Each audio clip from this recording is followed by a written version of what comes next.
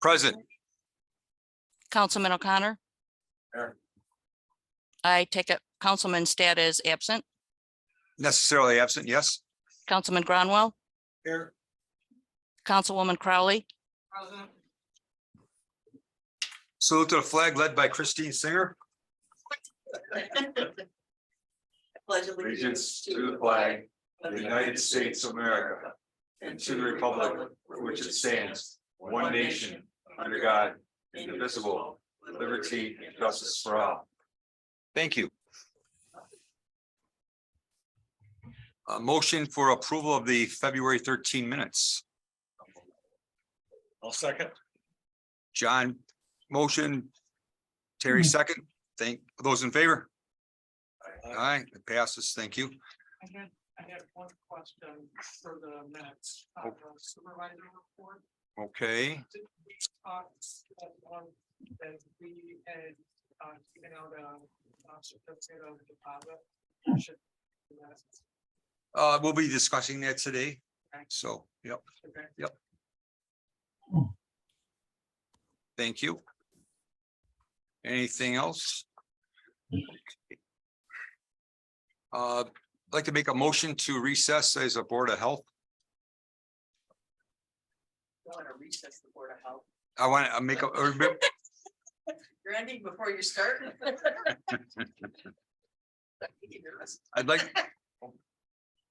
I would like to. Yes, we'd like to. Is there a second? I'll second. Okay, we're now acting as a Board of Health. This is in regards to 6600 Old Bald Hill Road, Candidates, So- New York. South Old Bald Hill. South Old Bald Hill Road, Candidates, New York, yes.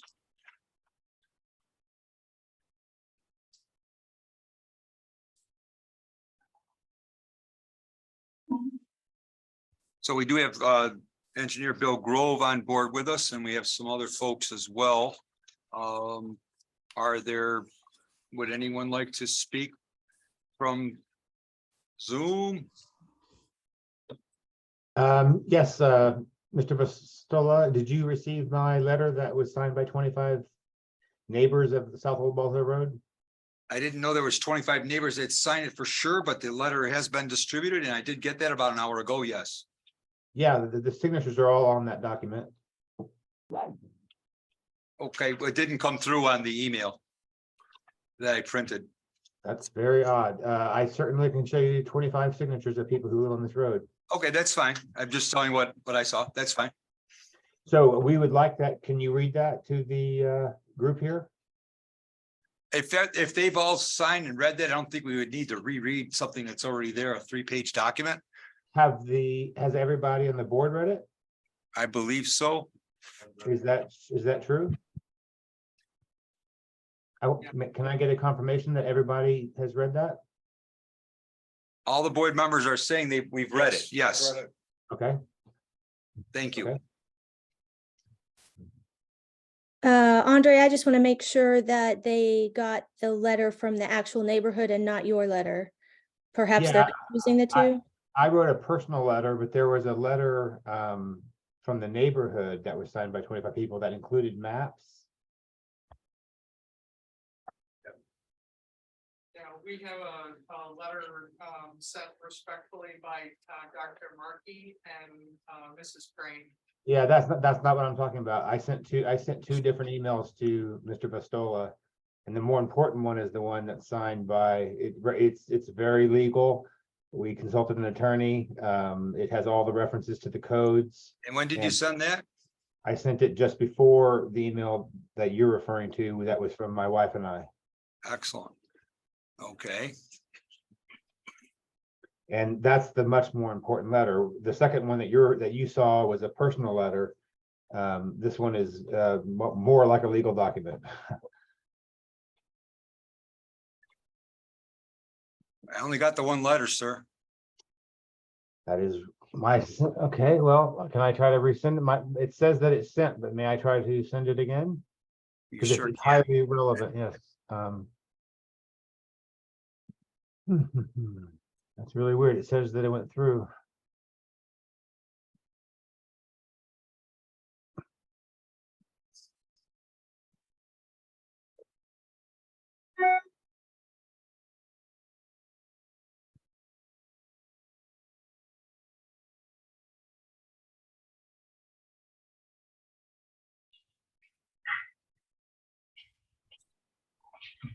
I happen to have two properties adjoining the 6600, so I mean, this is highly relevant to me, so. Yeah, it shows that it went, so the letter you received said it went through at 4:47, and the one I'm referring to that's more legal is 4:44. I wonder, could it be that it's a total of 12.5 megabytes? That's not too large to Well, your receive. subject lines would help. They're the same subject lines.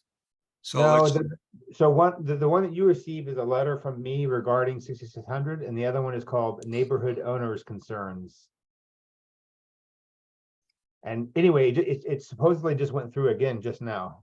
Neighborhood Owners Concerns. with a subject line of that, that'd be great. Okay, thank you. Go along and see it. This is.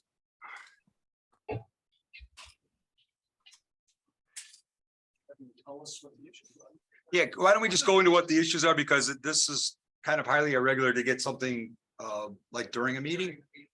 Well, it's also highly irregular that the sign was posted in the afternoon of Thursday, when the code enforcement officer only works Tuesday through Thursday, and this meeting is being held on a Monday. So there's, first of all, there is supposed to be a 7-day policy. And so there's the number of violations that Canadice has violated is astonishing. So perhaps I should read this letter, or do you want to read it? Have you received the letter now, or should I read it?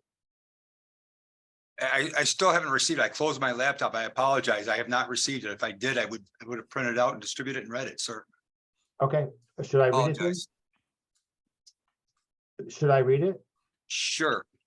Okay, now bear in mind, this has been signed by 25 people on the road, including everybody who has any proximity to You this. said that. That's fine. Can you read it, please? I'm trying, I've got a lot of things here. Give me 1 second.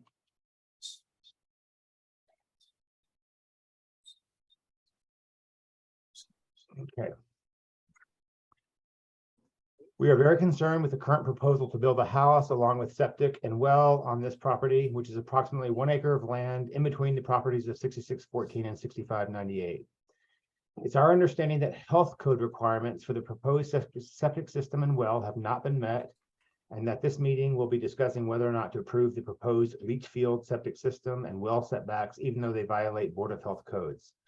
Our understanding is that the septics for a septic or leach setbacks are 80 feet from any boundary, and the plan shows it to be 70 feet. That's a 12.5% difference, which is not minor. The zoning guidelines of the town of Canadice, chapter 120, article 4, section 120 to 22, rural district state that, quote, new development is to continue the existing low density nature of the town, characterized by large setbacks, abundant forest and tree planting, and the minimizing of lot coverage by buildings, decks, and paved areas. This is still, quote, this district is currently served by public roads, but sewer and water utilities are not provided nor intended or to be provided. The density of new development shall be maintained below the level that would support municipal water, sewer service in order to preserve the rural character of much of the town in compliance with the goals of the comprehensive plan.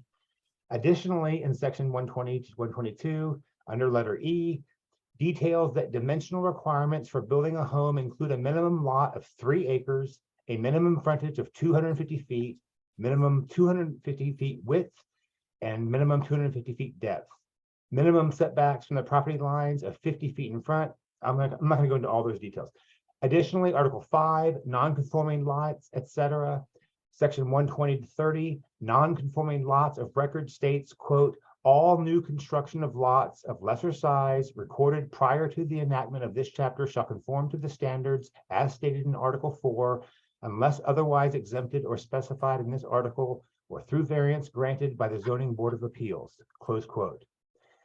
The section proceeds to discuss the distance and separation standards that must apply, including, quote, all other construction shall be in conformance with the current revision of the New York State standards as contained in the New York State Department Health Waste Treatment Handbook, close quote.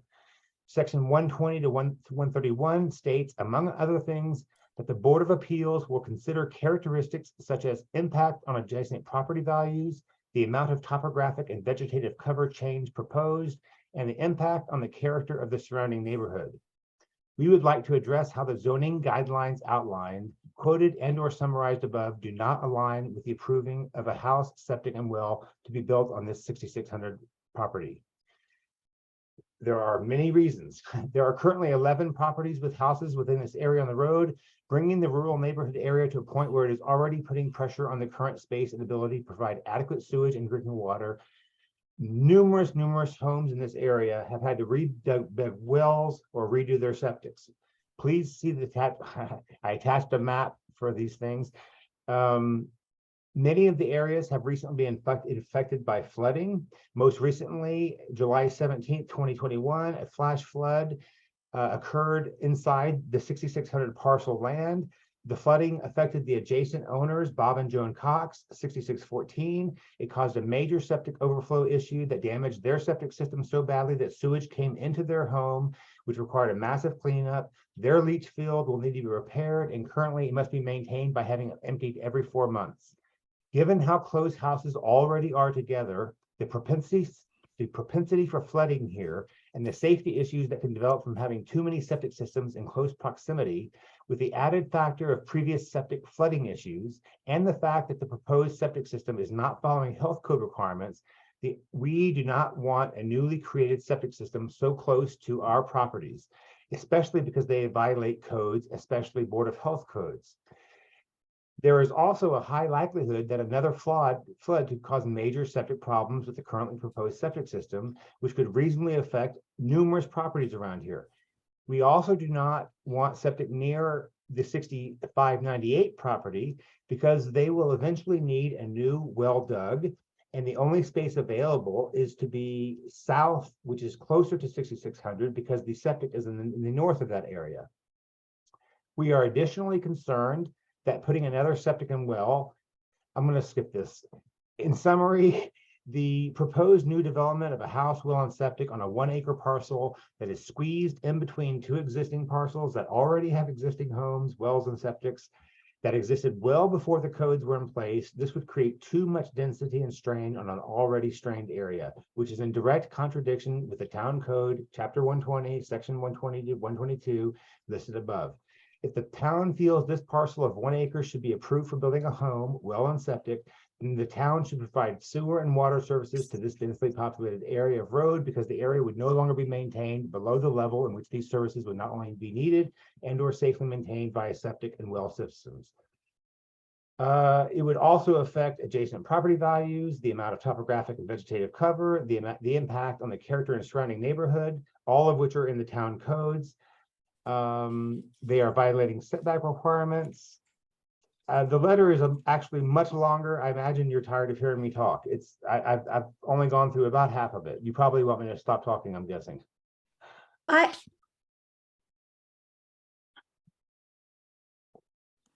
thought someone was going to speak. Erica, you're muted. Give us a screen your narrative. Can you hear me now? Yeah. Sorry. I actually think that last part is probably the most important, so I can go ahead and continue reading if you prefer that. Yeah.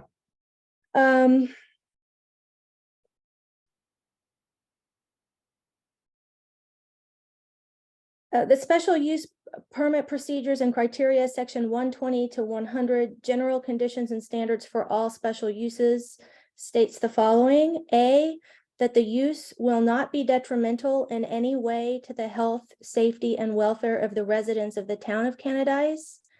B, that the proposed use will be in harmony with the neighborhood in which the Ma'am, it's actually not a special use. It's a single family home. The code you're quoting. It's not a special use. It's Okay. not a special use permit. Okay. Maybe Okay. skip to the next paragraph.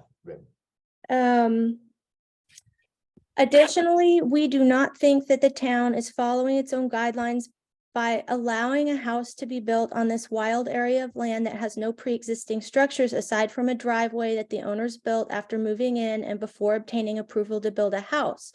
We also would like to state that the year before this parcel of land was purchased by its current owners, but was on sale, Andre Marquis and I contacted the code enforcement officer, who was Steve at the time, and asked if anyone could ever build on that specific parcel.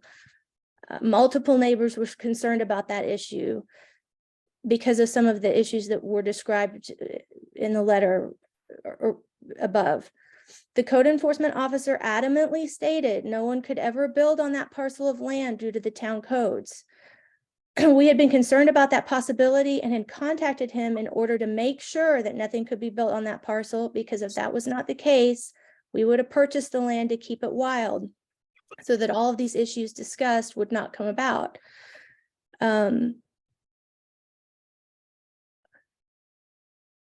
Yes, that's actually in the letter that we printed and read. A lot of this is duplicate information. Just so you know. So yes, we're aware of that. My main thing is that my understanding is that the zone boarding of appeals process is supposed to take into consideration whether an undesirable change will be produced in the character of the zoning district or a detriment to nearby properties, etc. And I feel that there are a lot of issues that make this property a liability to the entire neighborhood for a lot of different reasons.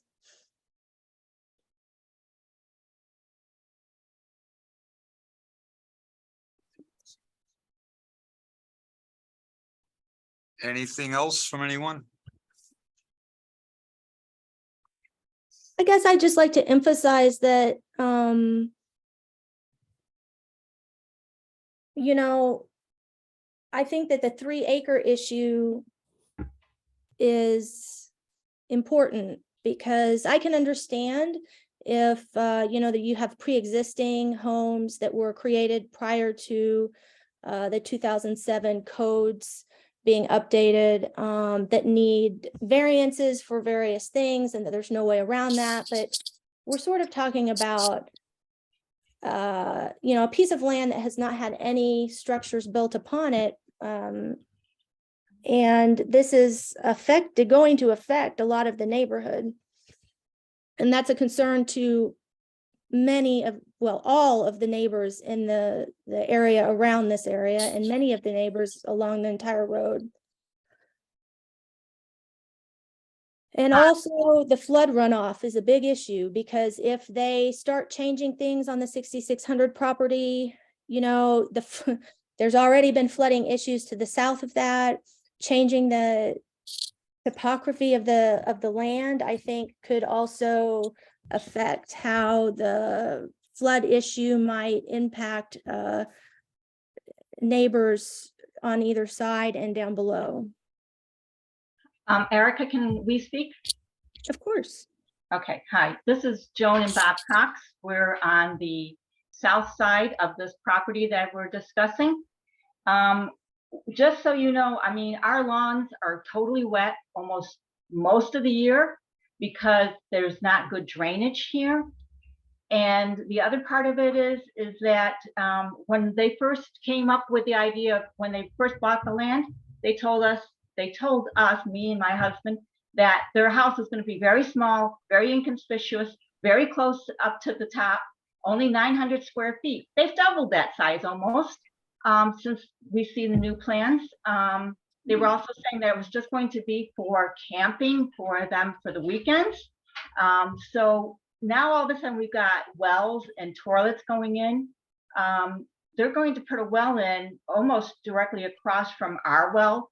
So we're kind of concerned that that's going to drop our level of water, and that a house that's been here for 50 years is going to have now water conditions. Plus, we can't even drink our water here because it had coliform in it. So we've always bottled our water for drinking, but we use it for everything else. We're getting ready to retest it because we just put a $5,000 water system in on the 2021. And they told us to give it a couple years before we tested the water. And then we had the flood, so that kind of ruined all of that. And on top of that, in the last 15 years that we've lived here, we've had our septic pumped 7 times. And we're now doing it every 4 months because of the fact that between the flooding and it's caused new areas of Leaching water. leaching water and everything else. So that kind of makes us a little concerned about the fact that we're also going to have a neighbor directly across from our windows, which is going to affect our value, which you just assessed and raised us $34,000. So yeah, a little upset. I'm the current code enforcer. My name's Joe Miller. Can I ask you what, do you know what date your septic was installed? It's original. I didn't hear it. Sorry. The house was built in 72. It's an original septic.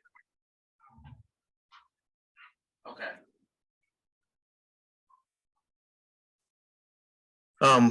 Can I say something quick?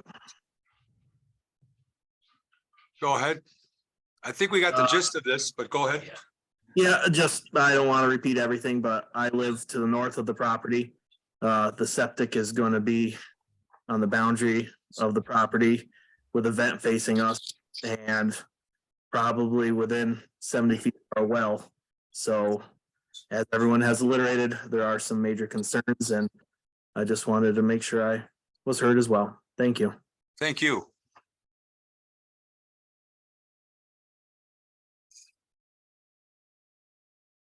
My major concern, why did they get approval? To build on a 1 acre lot when our minimum is 3 acres? How did that? Who got approval? Somebody's obviously given them approval to I don't. build or construct or put a driveway in. I can speak on that a little bit. It's a pre-existing lot, so it was less than the 3 acres that are mentioned in the current code. So before it was adopted, so because of that, as long as they meet the setbacks and the standards for building, then they can build on them. So I don't know what was said to them by Steve. I never consulted him about it. He lied up and down to us. I bought 3 adjoining properties just to try to keep this area more natural. I have bought this home and 3 adjoining properties. I would have bought that land. But Steve told us in no uncertain terms, like 3 different times, no one could ever build there. So it's just absolutely, it's an abomination, his lying. I understand your frustration, but you have to look at it from my point of view. I'm reading the current codes and current laws. And going through it a little more after we had spoke on Thursday. The only thing that I can see so far is the distance of the septic. And that's why we're convening today. I think this will be the very last thing. I would like to respectfully ask if any board members, including whoever is absent, has any form of relationship to the Johnsons of 6600 South of Bald Hill Road. I have none. I've never met the people myself. I don't think any of Anybody? us has. This is being recorded. Does anybody have any kind of relationship with them? Because I want this to be sure that would be a conflict of interest and you should recuse yourself from the vote. I want to be sure that this is a fair. We certainly would, sir. Okay. I actually have a quick question for the current code enforcement officer who just spoke. I'm so Joe? sorry, I can't remember your name. Joe, very good guy. This is this is Erica. We spoke earlier. One of the things that kind of struck me when I actually was able to get a hold of the whole code book and read through it is that something that is supposed to be taken into consideration is sort of like the whether it will diminish the rural character of the neighborhood, along with quite a few other statements that sort of also go along with that general idea. Was any of that taken into consideration? Can I jump in? I'm gonna jump in on that as a ZBA member. Those are the criteria that's covered by the ZBA if someone comes before the zoning board of appeals for a variance. Those are the criteria that has to do with that, is whether if it diminishes property value, has an impact on the neighborhood, and that criteria has to do when it comes before the zoning board of appeals, if there's any variances needed. And That doesn't come into the building code. it comes before the zoning board of appeals if the permit gets denied. So if the resident comes in and applies for a building permit to build a house, if it gets denied, then there's a process to appeal that denial. And that's the criteria that the zoning board looks at, not necessarily the code enforcement officer for the building. And why was it not denied based on the previous code enforcement officer's multiple statements? I'm just trying to understand that. It was not denied because it meets the criteria for our town laws. Do you have any idea why Steve would have told me 3 and 4 times, absolutely no possibility a house be built on that? Any idea why? I don't have any idea. Um, I can't speculate on it either. Okay, so, Can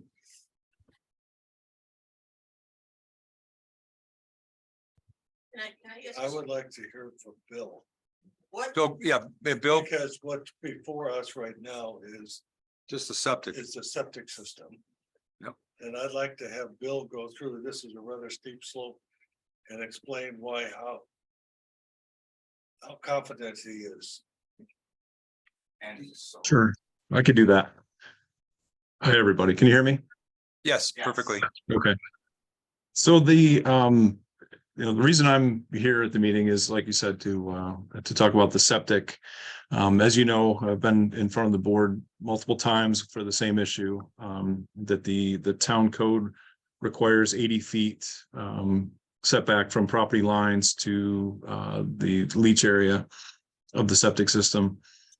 I've told you before, I think it's an archaic law, and hopefully you guys might be able to change that at some point. The State Department of Health requirement is 10 feet from the property line to a septic system. And so you guys are at 80, the state says 10 is the minimum. So it ends up, that we keep coming in front of the board for the same variance or waiver, however you consider it. Because a lot of the lots in Canadice are too small. It's just impossible to meet the requirements to be 80 feet from any property line. And in this case, we're not. So what we're proposing is to be about 16.8 feet from the right-of-way line along South Old Bald Hill Road, and 72 feet from the property line to the north. And I'm sorry I didn't have those on the plan specifically. They probably should have been, but those are the distances that we're asking for. There was some discussion also about the size of the house. The house as drawn is only 728 square feet. That 1588 is the finished floor elevation. So I just wanted to make sure there's no confusion about the size of the house. It is a pretty small house. It may not end up at 728 square feet, but it's certainly not a 15 or 1600 square foot house. And so the system that we've proposed is a GSF, which stands for geotextile sand filter trench system. We're able to use that where we need to keep the footprint of the system small. And so it's more expensive than a conventional system. But the trade-off is space. We get to fit the system into a smaller space. In this case, we needed to do that in order to meet, as best we can to meet the setback requirements. We are 100 feet from the neighbor's well to the north, actually about 105, where 100 feet is the minimum. We're more than that to the well to the south of the property, of our own on our own property there, the Johnson's property, let's say. So we meet all the health department requirements for the proposed septic. It's just that 80-foot town code requirement that we're asking relief from. Well, I would ask, what are codes for if we don't follow them consistently? And what is the point of a comprehensive town plan if it's not followed? So we just like picking and choosing when we choose to follow these things? I mean, seriously, what are codes for if they're not followed consistently? And what will we do with when we need to replace the well on that property and the only spot that there is a safe place to do so is closer Yeah. to that property line? And what are we gonna do if it floods again, as it often does? And the change in the land is likely to affect that, probably negatively on both sides of the neighbors.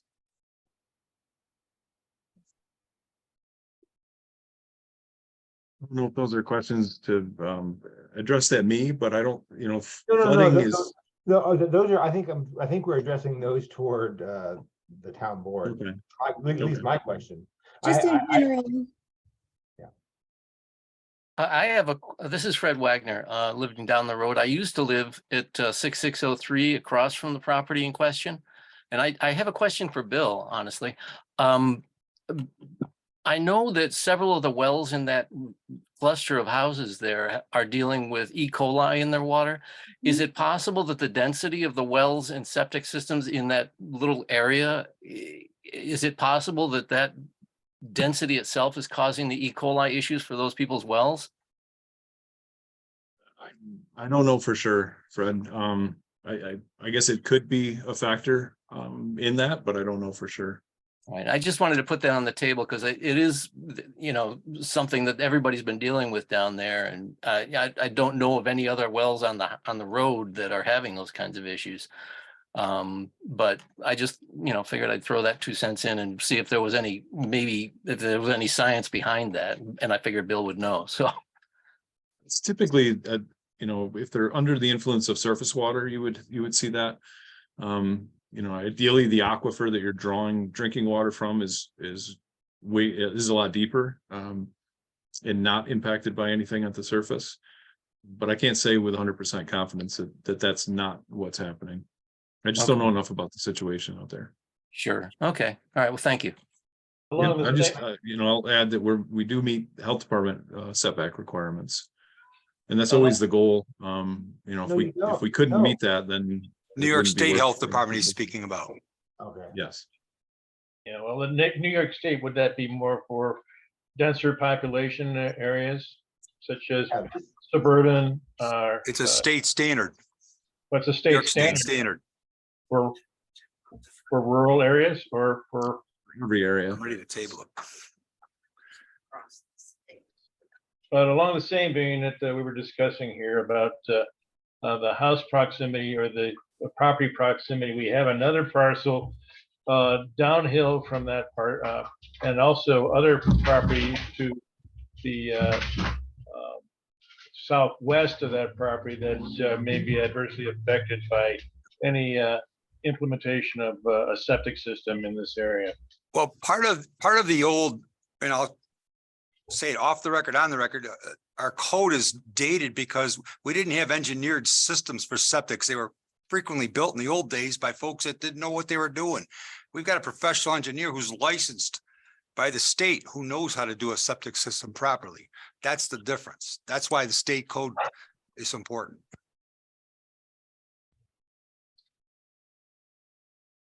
Well, I'm inclined to get a second opinion before something like that has the potential to damage all of our surrounding properties. You might consider a professional engineer, and perhaps maybe to the board, I'll suggest we table this for 1 month. If you want to get a professional engineer to take a look at it. So you're more assured, and then when you redo your septic systems, you'll know how to do them properly. At your cost, of course. You're more than welcome to do that, because I'm considering tabling this meeting at this point, because we've gotten a lot of good information and certainly resident feedback. We appreciate that. I would be in Yep. favor of table. So we're not making any decision, we're tabling it. Understood.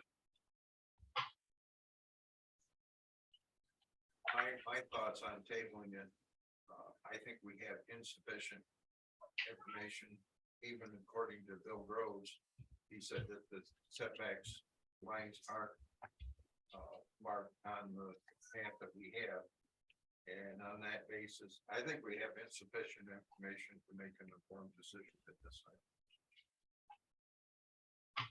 I would second that, and I would also like to see the well placement for the property that is to the south. As well as their septic system. Could you repeat that again? I'm having a hard time hearing you, please. Sure. I second what John O'Connor just mentioned, and I would also like to see the setback between the septic and the well from the property on the south. That's ours. Okay. One other issue I've always had on approving a variance, usually we have someone appear in front of us wanting to get a variance for an existing system and improving an existing system to improve not only their property, but the neighboring property. This being a totally new system, I have issues with it, I really do.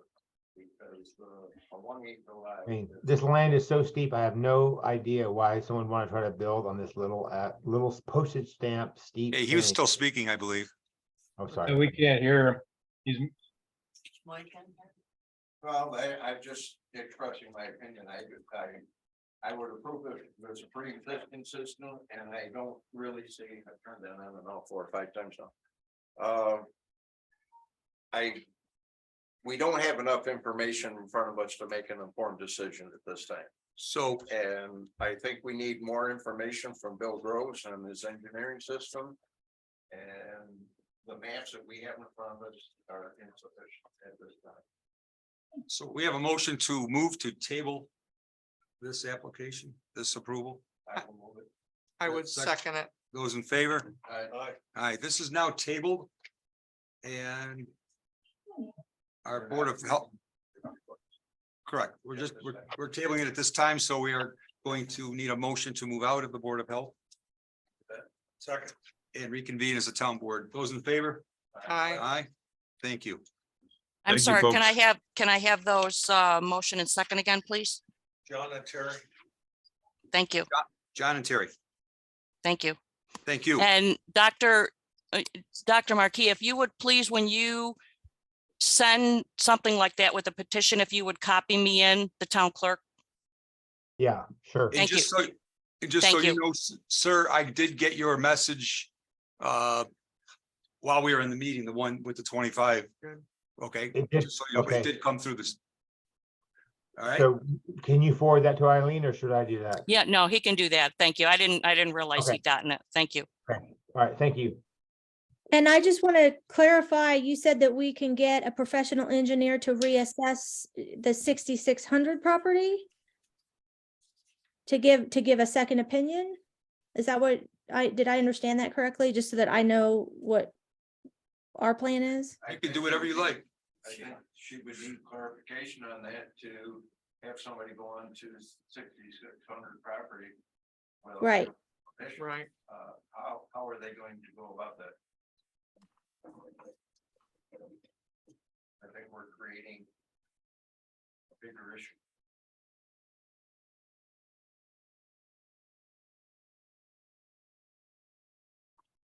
What we said, or what I said was, if you want to get a professional opinion, you're welcome to do so. That was it.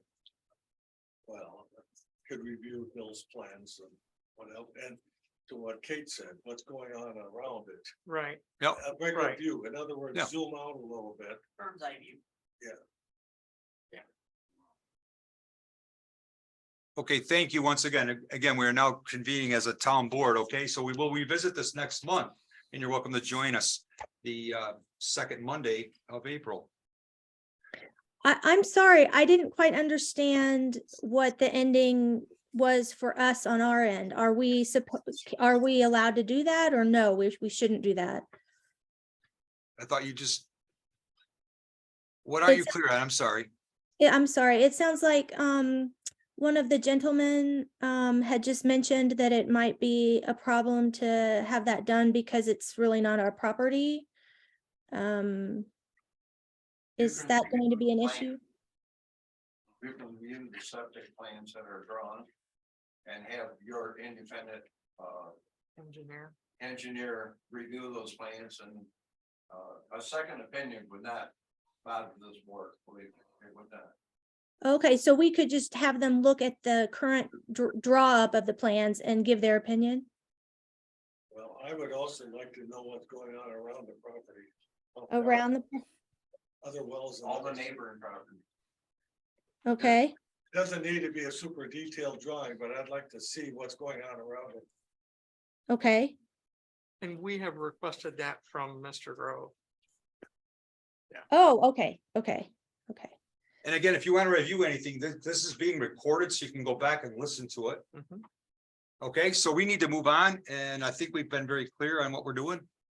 Okay, are you good? Thank you very much. Thank you, sir. Thank you. Thank you, ma'am. Mhm. Okay, privilege of the floor. Should- I do want to discuss the Ontario County landfill, and I did put out some information regarding that because I think the folks on board would probably want to hear this, but they're going off. Isn't it interesting? Thank you, Bill. Absolutely. Thanks, Bill. Yeah, you're welcome. See you next month. At some point, in my opinion, I'd like to see the landfill scale back or indeed close, but there's tax ramifications, but just to get our arms around it at some point, it's gonna be important as a town. So we can have more feedback to the county, because we are part of the county. So I'm curious, And I see Christine over there, but I had to throw this out there. I didn't know she was coming. there was a citizens, What's that? No, I didn't. No, it was already on my agenda.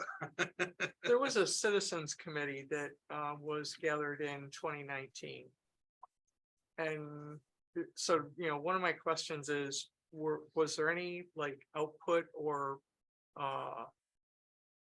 timeline developed from that committee? That I'm not aware of, but I know someone might. be. There's a master, that was the input for the. I was gonna say, this is master plan. perfect that Chris is For here. that 28, I just happened to throw it. That was a lot of the information that went into the solid waste management master plan. Okay, The landfill master plan was actually another thing we worked on, the solid waste master plan. And it kind of kicks into what's going on is 2028 is when the lease with Casella expires. right. Theoretically, that's also the way they've kind of gauged things, that the currently permitted space will expire or will be filled up. What happens from there, there's more space that could become permitted.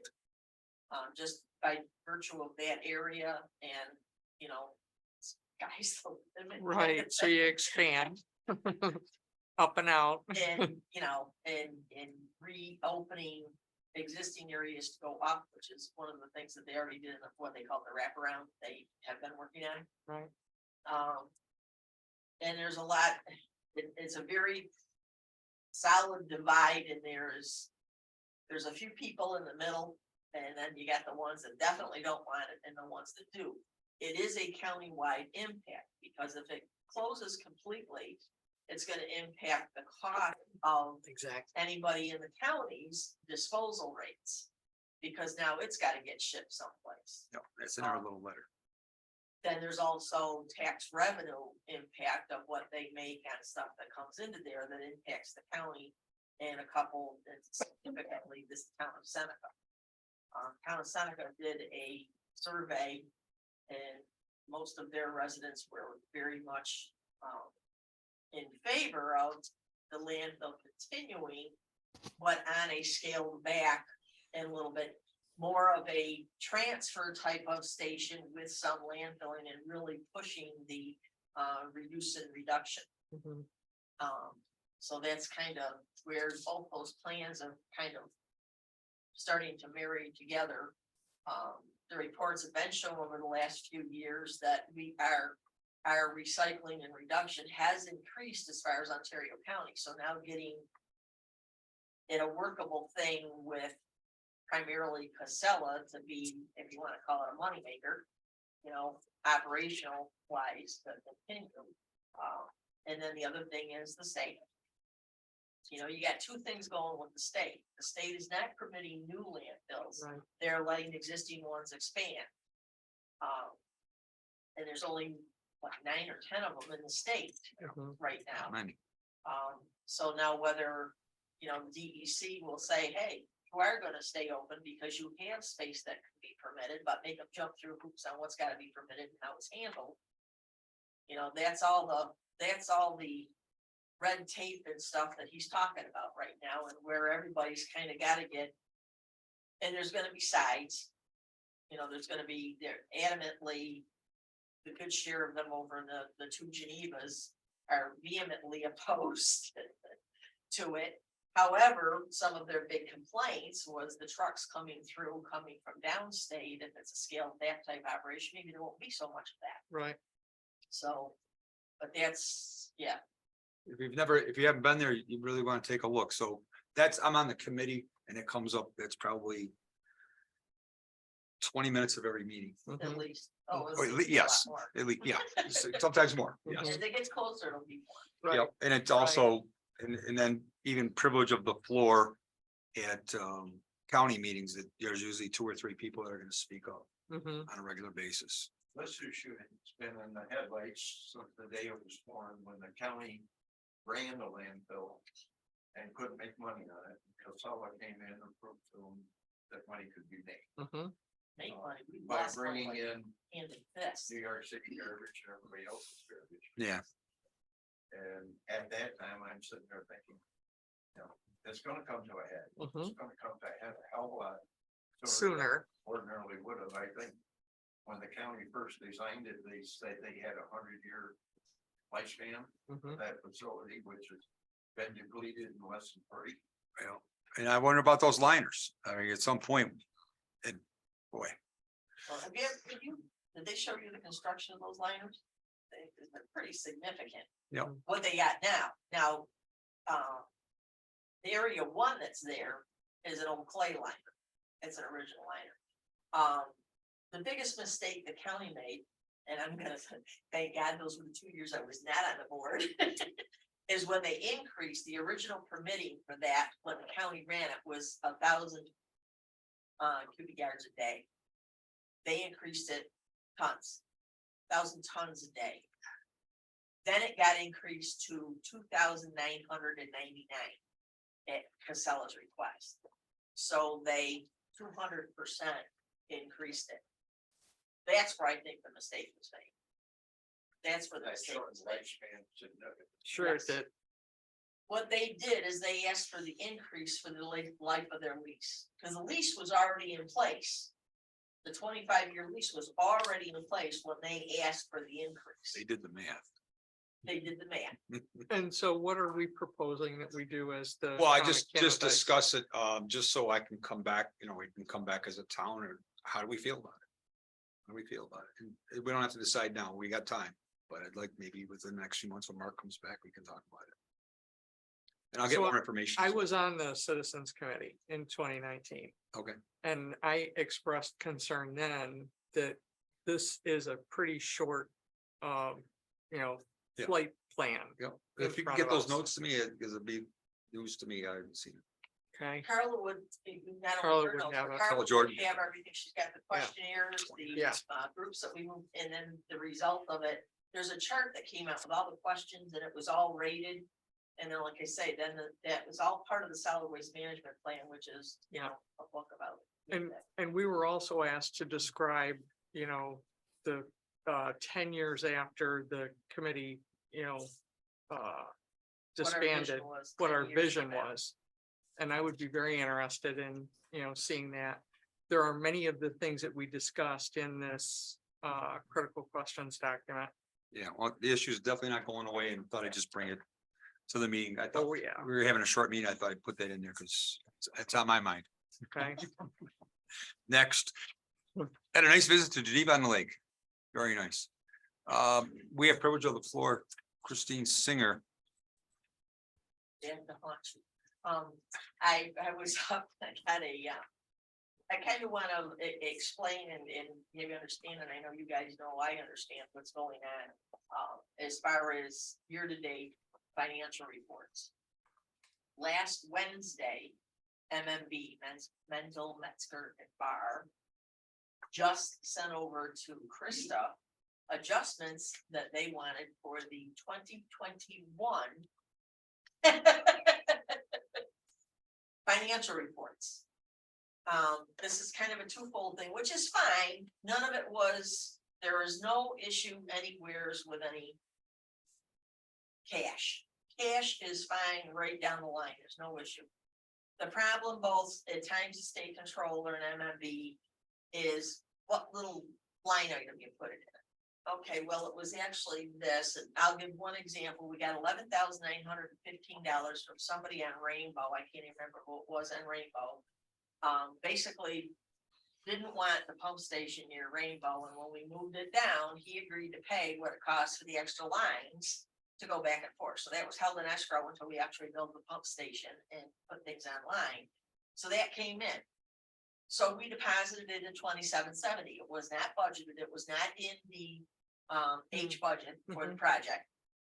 2770 is miscellaneous revenue. That's not where MNB wants it to be. They want it somewhere else. She wanted us to try it. She wanted the adjustments to be made as of 1/1/22, even though it affects 21. So in other words, the carryover amount for these accounts. Krista tried.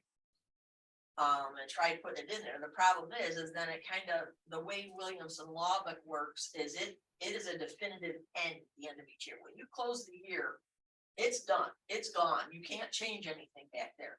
Unlike a lot of other software systems where you can go back and adjust that one and it really won't impact what you're doing now. Right, top side entries. Right. Yeah. You can be doing your current stuff and still go back and adjust that. So Williamson Law Book does not function that way. Another archaic system. So when you roll it over, basically it zeroes everything out except your cash. And then you bring in your budget. So you got your cash and your budget when you start January 1st. All that other stuff from last year, that don't mean nothing except for it being reported to the state controller's office and auditors. So right now, A is ready to go, DA is ready to go, SW is ready to go. We got the entries from them for the K fund, which is the way we do it, which is your asset depreciation fund. It's the two H's. H2 and H, which theoretically at the end of this year or at the end of 22 are zero. They're both done. So Krista, I had her when we were up here yesterday. I said, there's a couple of them that are in there. It was lopsided. I couldn't do enough entries on this side and match that side and still not come out with some number that didn't belong someplace. So she was calling Williamson Law Book today to see if just in the H fund, they can bring it back to where we actually did have it when I was here the last time 3 weeks ago with zeros, all except for $60,000 that needed to be transferred. Right, exactly. That was the only thing that needed to be done until this all happened. Okay. So she's gonna roll it back to that. So what we're gonna do is then we'll do that transfer, get them all back to zero, close the books. And some of the entries that MMB wants to reflect in the AUD to the controller, we can just manually write into the AUD form and send it off, and then it'll be fresh. So everything should be okay. At this time of the year, you really shouldn't be any place that is a financial overdraw on any accounts anyways. And if you are, We're you're in fair. trouble. We're in trouble. Right, we need to leave. Yeah. Jeremy, but you know, We're watching, Jeremy. but no, Okay. Jeremy does an excellent job of policing himself financially. And it's 22 years of experience of working with highway departments. Thank you. He Yes, is the gold standard of people. I second that. So I just wanted, Krista wasn't quite sure how to all explain it. She was extremely frustrated. And I said, I'll come to the board meeting. I'll Okay. let Chris know and explain to everybody. And I'm still gonna. And I work said with her until absolutely. it's closed. Thank you. So. Thank Yeah, you very thank much you. for your time Yep. and your service. With that, you guys can continue to have fun. I get to go home. Thank you, Absolutely. Chris. Thank you. Good seeing everybody. Communications. Pretty straightforward. I did want to talk about two of them. Just, I gave you something on the historian, and if you get a chance, read this, and I've got a full article. And, you know, the historian reports do go to the state education department. And it's a vital role, and Joe Bott would like to get somebody else in there. And so we sort of talked about that. And it ties into something else I'm going to talk about shortly. So, let's see. Got the minutes. The Honeyway Library, want to make certain people know who need jobs or help with resumes, and there's another session here in Honeyway. They reached out to the Bloomfield Library, but they didn't get back to them, which is odd. Naples Library, they're also going to be there as well. My Naples residents or Naples friends know that the county has a lot of assistance, and she actually works for the state through the county. And she does a great job, and she reached out to me, and she's actually going to come into the Bloomfield schools because the Bloomfield Library is not doing it. Wow. Yep. Or they haven't gotten back to, I don't know what that is. And John, I can give you the copies of the hard copies of the ZBA minutes if you want them. And reports, town clerk. Paying to the supervisor for the general fund, $828.76. To the supervisor for water, $5,109.99. DEC for decals, $47.24. Animal population control fund, $1. And health department for marriage licenses, $22.50 for a total disbursement of $6,009.49. And that's all I have. Motion to accept the town clerk report. I'll make it. Second. Harry second, Chris motioned. Those in favor? Aye. Aye. Carries. Historian other, I did speak to her, and we're on the same page, which is great. CEO. Yes. So we issued 6 building permits, we had 2 renewals. We had 0 short-term rental permits. Speaking on the short-term rentals, we did go out and do 2 inspections with no success, like just failure to comply with more than one item. And I still have the 16 that are sitting on my desk waiting to schedule. So to move it along, I actually told Rich to process the payments. I don't know why they weren't processed initially. The previous code enforcer hadn't processed them, but our town code actually says their applications and they're non-refundable. And they already cut the check. Right. Yeah. And some of the checks We're sitting on the desk. 6 months old. Yeah, some of the checks were super old. Yeah. So that was one of my priorities for last month. Okay. We did get 1 extra permit. I think it was 2 weeks ago. So we're up to 17 now on my desk. Violations, we had 1 order to remedy, and that's it. Thank you. Planning board, Ted Mayhood. Yeah, planning board met on February 27th. You have a copy of the draft minutes. We didn't have any agenda items. Applications to consider. We did have Lee and Karen Sullivan came in February before. They wanted to know the status of their subdivision application. We went over that, explained, and that's really all I got. Thank you. Thanks for your input as well on the hearing. Oh, well, It was helpful. Highway superintendent, ZBA did not meet since, and I have nothing further from ZBA. Highway superintendent Jeremy. already, since February meeting, we made 11 full fleet pound salt runs. 5 additional runs with Trucker 2 for spot salting, mostly in the elevations. Majority of those for ice, freezing rain, freezing drizzle, whatever you want to call it, ice. Did pick up some coal patch and spent a couple days driving around town filling potholes. With these ice events as falling trees again, so we've spent a couple days cleaning trees up out of the roads, out of the shoulders. Still taking delivery of salt. I've got 245 tons left to go to meet my 70% requirement from the state contract.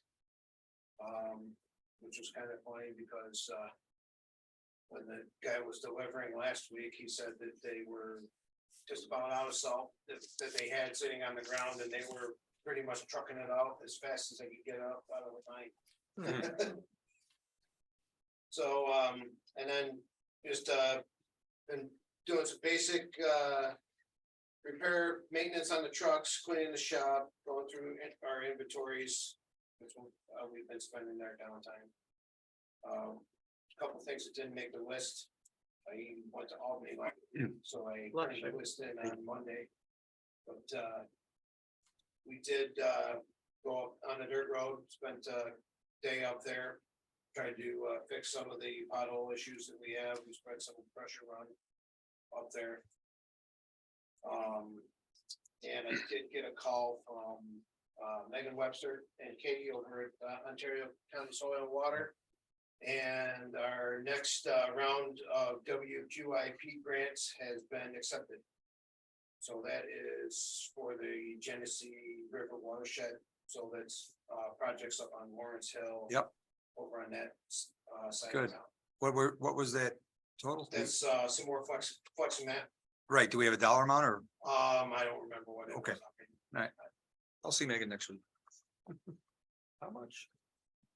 All right, so we sold the old number 4 10-wheeler. 2013 Mac got 68.7. They actually just came and picked it up 2 days ago.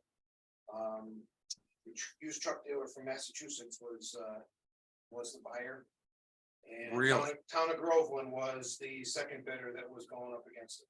So they actually gonna resell it and make even more money. Yep. That's amazing. Yep. And then, the other issue at hand is ordering of a replacement truck for the 2014. So ideally, we're on a 10-year replacement schedule. I want to bump this one off by a year, stagger it, because we have 2 trucks back to back. I want to get a year Get delivery on this new in one. between the 2 trucks to kind of even out the payments. Love it. So right now, the situation at hand being, if we were to place an order on a truck right now, it would be 2 years before we actually had it and had to pay for it, which would fit into the plan that I'm looking to achieve perfectly. So I've got quotes that I've given all of you. Western Star, Mac, Peterbilt, and International, who failed to supply me with a quote in the 30 days that he was given. And then also for equipment, I've got Viking. And I thought I would try Everest, who is supplied by Tracy Road Equipment, who also sells the Western Star truck. To try and see if you could one-stop shop it. That way you avoid finger pointing when you have issues between trucks and equipment. He failed to supply me with the quote as well. So going through these quotes, the Western Star from Tracy is coming in at the cheapest. We're looking to keep with the 18-speed manual that what the driver prefers, which saves us about $10,000 as if we were to go with an automatic. He likes more control. Yeah, he Yep. just his route is a lot of hills. He likes having the liberty of being able to pick the gear that he wants to be in when he's going up there. No, that's huge to get the truck for the driver. It's very important. I agree. So with the Western Star, that is the current pricing that's available right now. So he's telling me that there is most likely gonna be an upcharge for the following model year. What that is, he can't tell me. So he's guessing could be 15,000, could be 20,000. That's, if you go back through and you look at, I gave examples of that same Western Star from the 2022 truck that we ordered. And that was coming in at we'll call it $220,000. So this new one would be $257,000. So there was a substantial price increase. With, I mean, and that's only been a year and a half. So basically what I'm proposing is we go forward with placing our order with that Western Star, with the Viking equipment.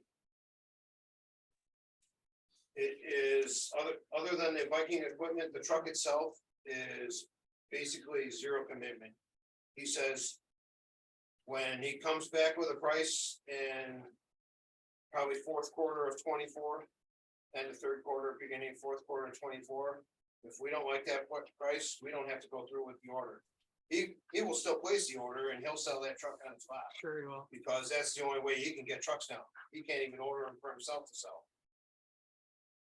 So it's basically 0% commitment at this point. It's basically getting our name in the queue for a build date.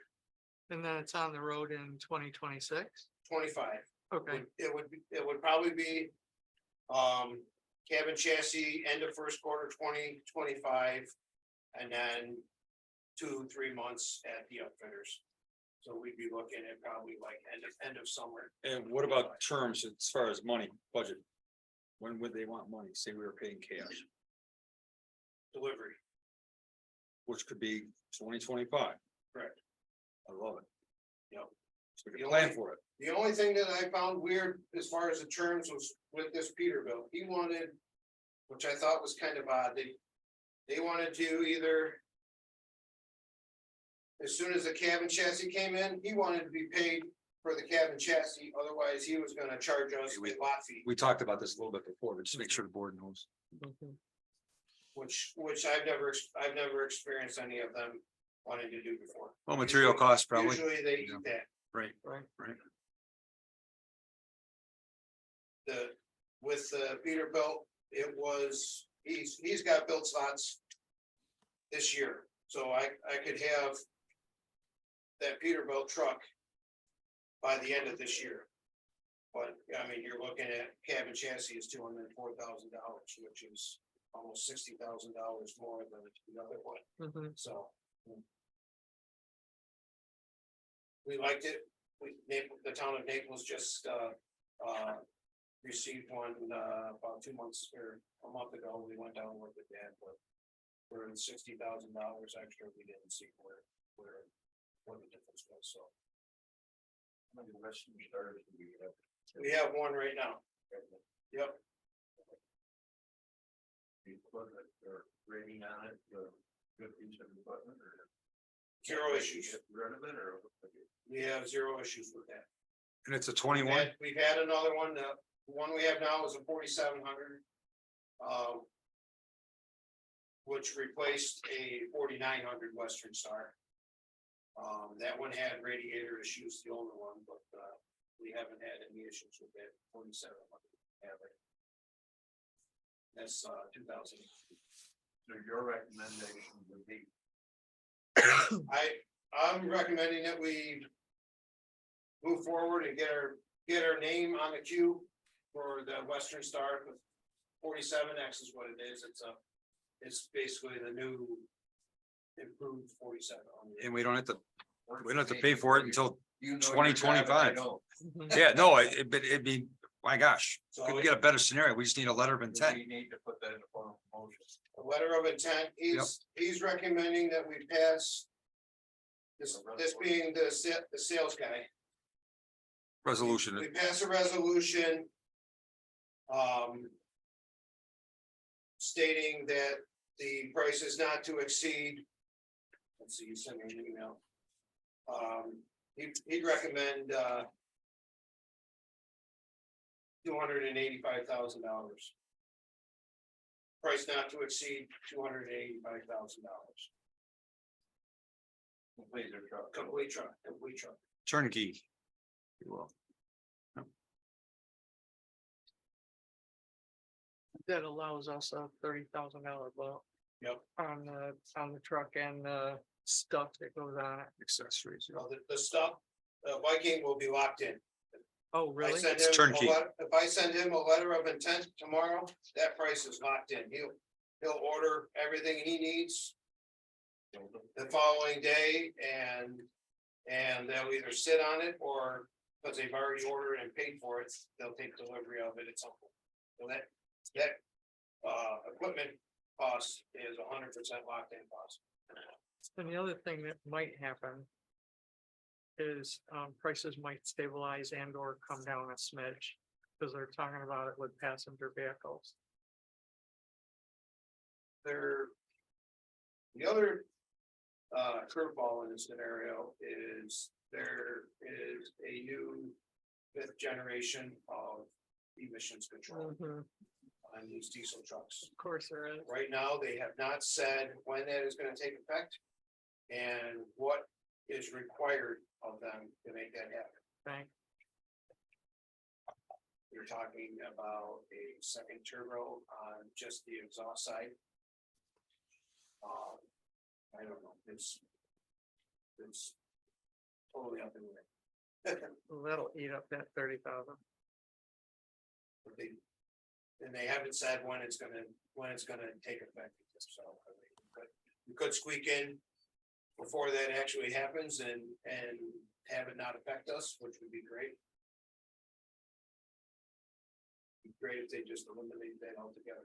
The situation, truck is sold, that money come back to the highway department or it's all in the general fund? Oh, definitely keep in the highway. Highway It department. should That's be, yeah, It's highway money. it should go back into the general fund, but earmarked. Yep.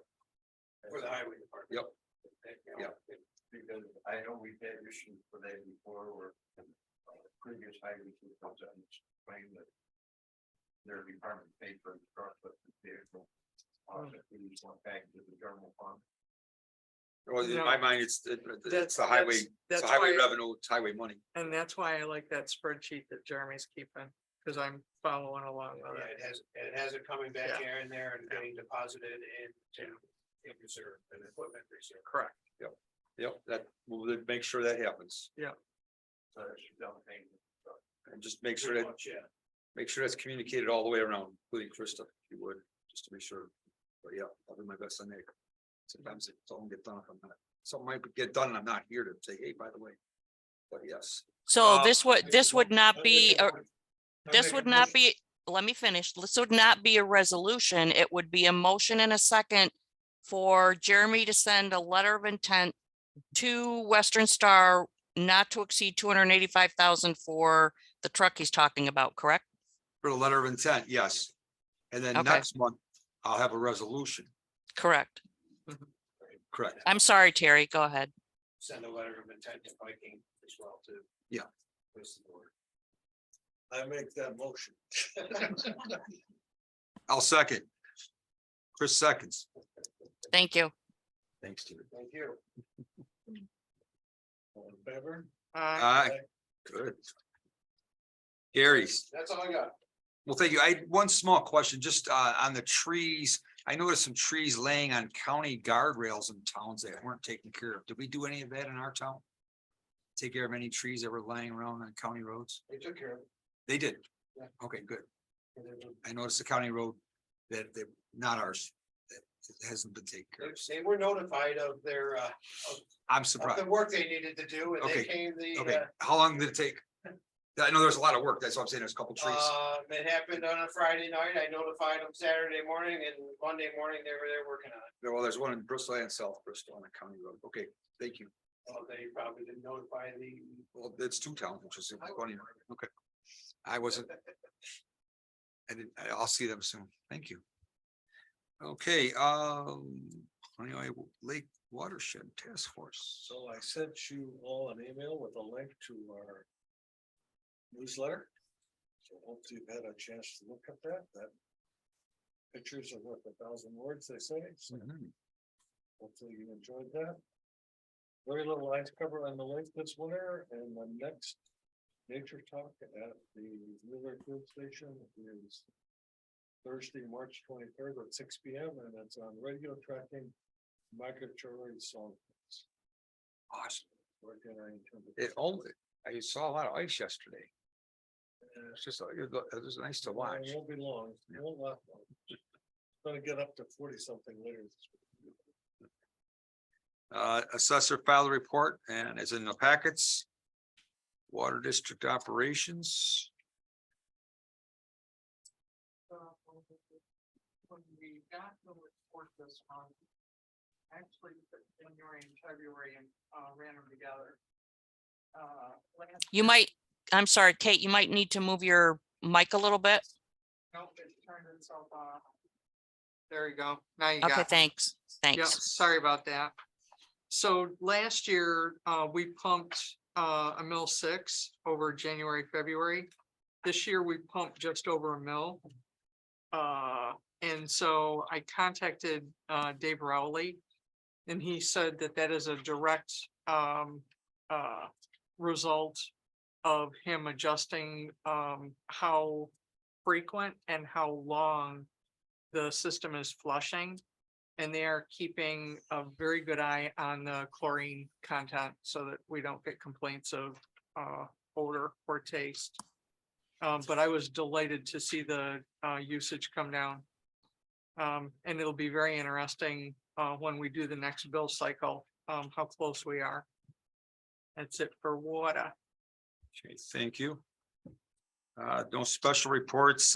You've got a snapshot from February 14th of where we're at, and hopefully everything gets done ship shape. I've got some issues with Williamson Law, and I can't wait for us to go to different software. And it's part of our issues, just because it's just such an uncomfortable software to deal with. You deal with it as well, and you have similar feedback. I bet I've heard that from Rich. I know you know that wonderful software package. Fortunately, I don't use it.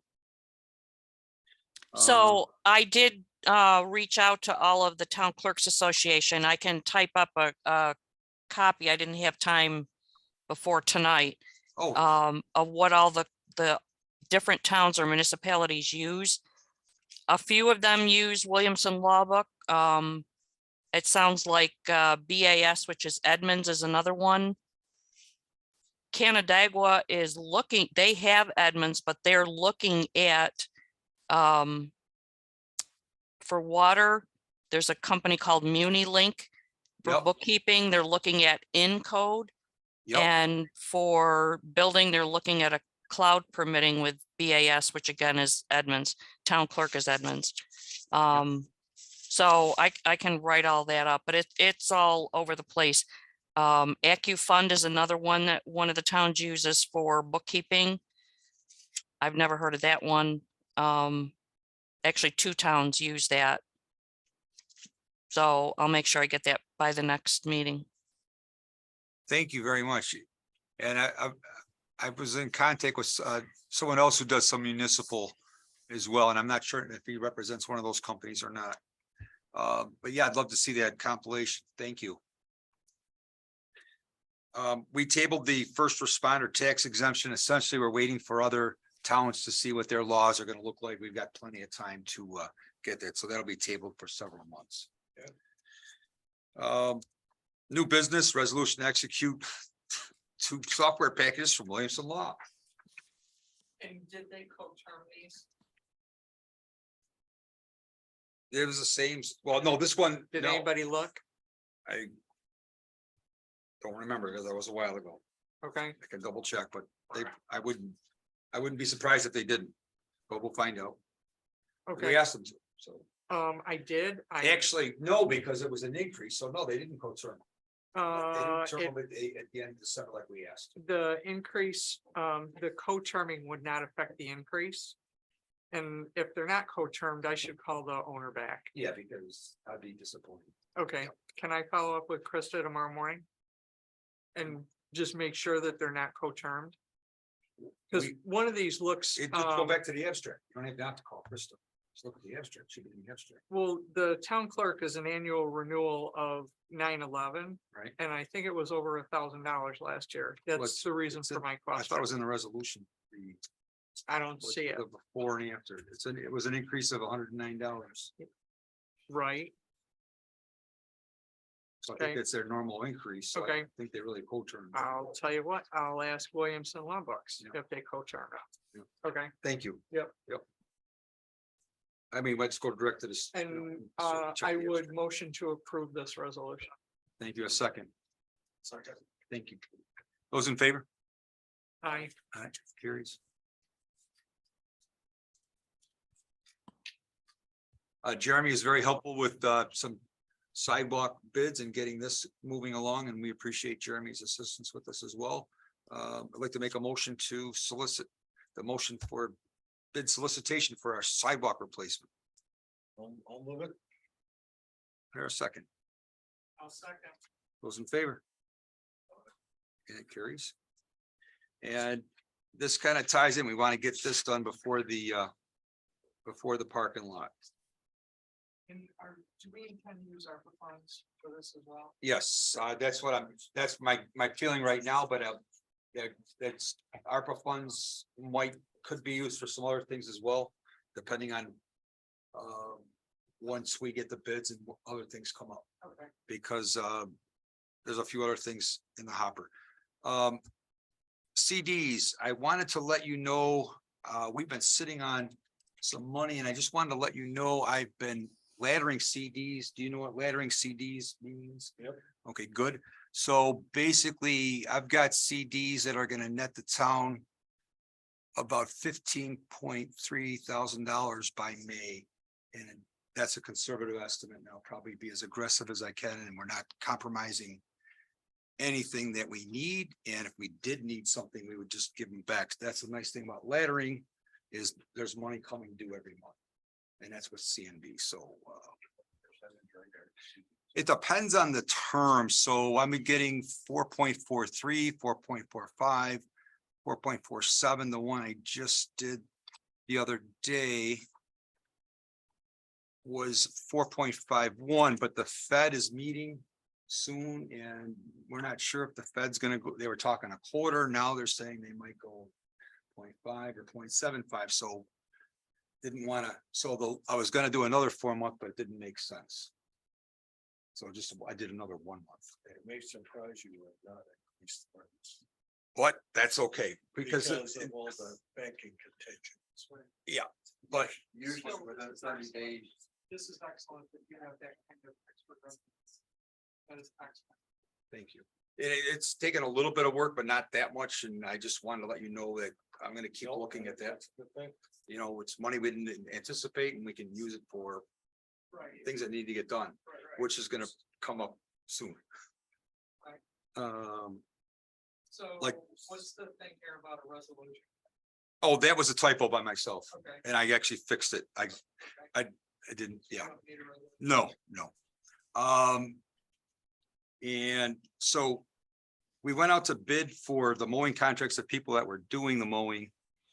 And I didn't know this, but we're also mowing a cemetery. I've got pictures of a cemetery from a lieutenant colonel who died in 1863. He was 33 years old. And this cemetery doesn't look as nice as it should. And I'm surprised. I don't know why that happened. But yes, sir. That has been in disrepair for 50 years, so that been. Yeah, so it's my understanding that it's an abandoned cemetery and it's a town's responsibility to do something. I have some insight. So actually, there is that just recently went through in the last 2 years, about the townships and the county and the state, all providing funds and maintenance care for cemeteries. There's this similar project going on in Naples with the Eagle Scouts and the Boy Scouts. Yeah. Where the state actually and the county are funding these projects with maintenance contracts. So like overturned headstones, I mean, some of the more major things that need to be taken care of. And being able to get to cemeteries. So they did a big historical study about certain cemeteries, and they opened it to the public to be able to say that they had family cemeteries or whatever. Kind of even ties in with our historian too, yeah. Yeah, and there has to be means of access to. Yep. The cemetery, it has to be properly maintained. There is some stuff about headstones, maintenance. Hey, give me that information. I think the Canadice Hollows, I did a site walk. I unfortunately did it before the last snowfall. And I got pictures. I was gonna forward them to you, but time ran away from me. But there's Cosgrove, there's some prominent families that are in there, Kuykendall. And there's several service members, as you know, and even the sign is kind of, I think that's something we could help out with. And maybe there's other monies, but we could certainly. It might be beneficial to bring it up to the underwriters for upcoming Eagle Scouts. But then they do all the initial research on the grants and stuff and money available for them. Okay, if you could get me a contact information, I'd be happy to take care of that. That's in my court. And Joe Bott might help me out with some of that as well. And there's two other landlocked cemeteries. One, the property owner is very friendly to us. The other one, Tibbles Road, I don't know much about, but I haven't done a site on those. So we have three that were responsible. Yeah, he's okay. He's okay with it. I think his name's Eileen knows who it is. Tibbles Road. I thought it had Tibbles attached to it. Tibble Cemetery. Tibbles Cemetery. And Tibbles, one of the Tibbles War veteran, I hesitate to use Civil War hero, but there's some connection. Okay. Historical value to it. Absolutely. There's only one grave marker in that cemetery. And what does the Legion have any touch points onto these? At all? Any touch points as far as? Okay. So that's something, so basically, it's in our mowing contract for the one, now the other two it's not, but the current one. And basically, there's some limbs and small trees about this big that are on headstones. It's not acceptable. That they didn't just grow in the last year, so needs to be taken care of. We went in there last spring and cut a tree about this big off that fell on two of their heads. Oh, see, I wasn't aware of that. Okay. Oh. Continuing project of the with trees. Yeah. They're 150 years old. Oh, absolutely. Yeah. And it's a nice, I was. It really moves me. It would be a major project, major expenditure to believe that cemetery. And if there's any way this town could come up with a plot map of who's buried where. Well, Joe might have something. There's one veteran's grave that the veteran's name is listed, but there's no. For lack of a better way of saying it, they just put a veteran's marker on one of the gravestones of the last name. Okay. Okay. Whether it's that veteran or not, I don't. Right. Well, that's why I would rather address this sooner than later, because the markings are gonna get more and more worn as we speak. So thank you. Thank you for listening to that. And if you know anyone that wants to bid on this, that's the other thing. Word of mouth, certainly. If you know someone that wants to do some mowing, town property, cemetery, that's. The big problem you have on that is liability insurance. Yep, and it's There's stated in, people that volunteer to do it. And if they got. We can't- we- liability insurance, yeah, we can't, unfortunately, we can't have the local scouts cut our. You know, so I understand, I've heard that. Thank you. Met with our union reps and our highway department, the concerns over the healthcare costs. Essentially, they signed the contract and right now it is what it is. I am looking into some solutions that might be able to provide a little benefit to town employees that work a certain amount and make a certain threshold. I'm not one of them, but that meeting got snowed out for tomorrow and hopefully it's rescheduled soon. So there are some options. And I think I circulated one of those options today.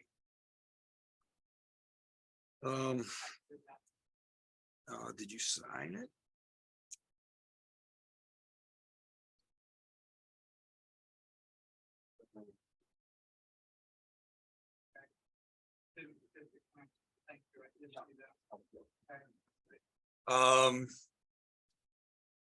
Let's see, approval of the bills. I have a question on that. You have an abstract 79 and 117. Same amount of money for Joe Noyer training. For the first months of training. You have two abstracts for the same amount. I think it's the same school. Yeah. You mean vouchers? Pardon? You mean vouchers or abstracts? Yes, the vouchers he means. Okay. 79 and 117 are the same thing. So Joel, did you say you have two vouchers in or one? You have two separate training? Yes. Oh, okay. Yeah, so there's 6 classes in the series certified with code enforcement in New York State. Which doesn't include the year that it's 28 hours that are needed to certification. Each class is 5 days long with a final 2-hour final on the following Wednesday. And you do it once. It's one class a month minus March. There's 2 classes a month. So I'm in the 3rd class right now. So I have them. So you have completed it? Yes. Okay, that would probably explain it. I just looked at it the same amount. Yeah. So it might have been double. Always good to ask the question. Okay, motion for approval of the bills. Second. Those in favor?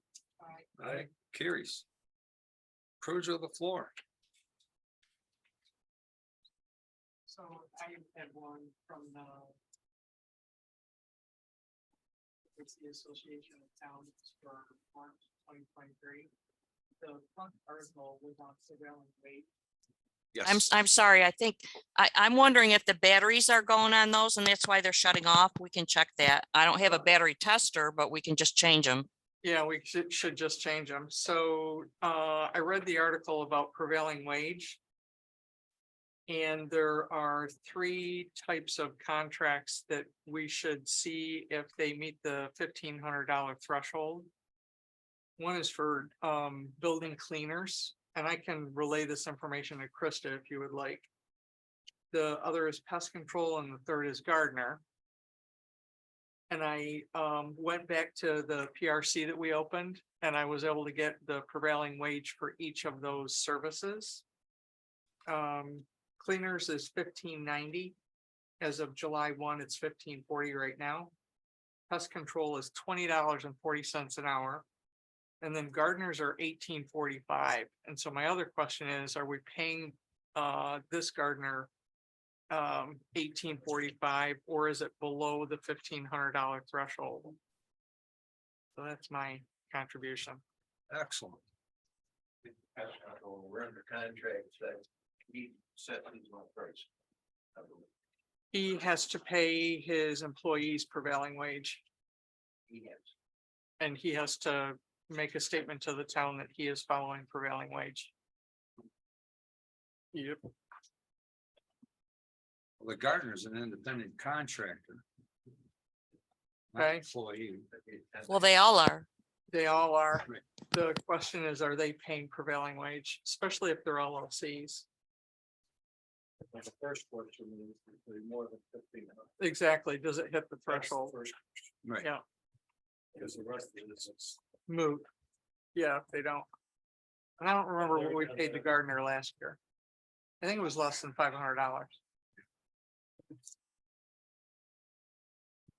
We won't go much over that unless the sidewalk gets so torn up, we've got a remulch and regrade. Oh, good Lord.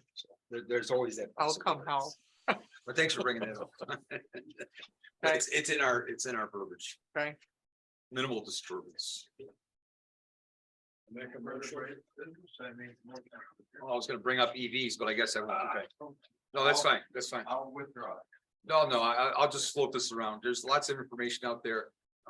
And thank you very much for a great meeting. Motion to adjourn. John motioned, who seconded? Second, Terry seconds. Those in Thank you, favor? Terry. Aye. Terry. Thank you, Terry. You know, every month I've got more stuff, but you just motion me out. Well, what about this? Oh, well, I was gonna say something, then John motioned. Well, you should have said it before.